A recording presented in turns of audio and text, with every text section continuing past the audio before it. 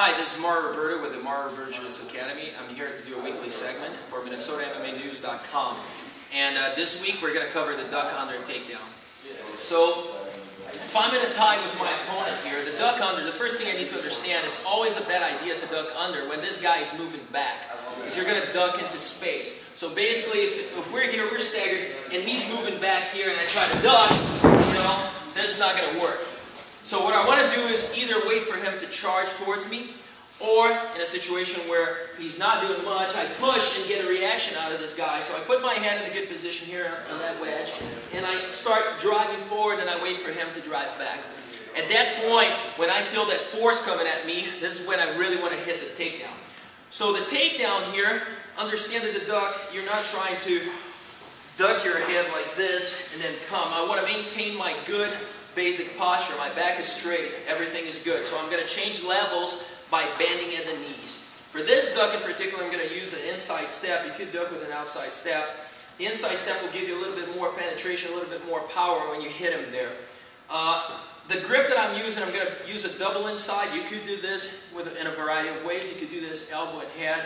But I'm going to use an inside tie here because for MMA, it's an easier transition here. So inside tie on this side, I don't even have to use my thumb here in the end. I could use it for the time being to block his takedown. In the end, I can just let go of that. And on the other side, same thing. So I would have to, fight for positioning here until I get the tie that I want. Once I get in here, I'm going to use my forward drive. And for my stagger stance, I'm going to dip down and take an inside step. So I'm going to drop step here. The lead knee is going to go down. And as I do that, my elbows will pull towards my hips. So here, okay? Now when I do that, as you can see, my forward pull caused this back to go close to parallel with the mat, and he's bent over. And I land on the side here with my head popped out. So at this point here, I can control outside the leg, and I can finish in a variety of ways. Today we're just going to switch to a double. So what I will do here is, as soon as I control here, I'm going to switch that far arm control into a knee tap. So I'm tapping that far leg knee here. And I don't want to finish on my knee, so I'm going to drive up again off that knee, push with my ear here against the hip, and forward to finish.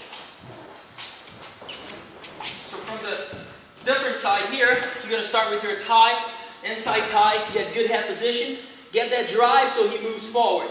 Drop step, right knee goes to the floor, and good pull. So you pop your head out. Now you're going to control the near leg. You're going to change to this knee here. Make sure you're tapping here and not here so you won't base out. And drive all the way across to finish. Land on top, get good posture, and punch right away.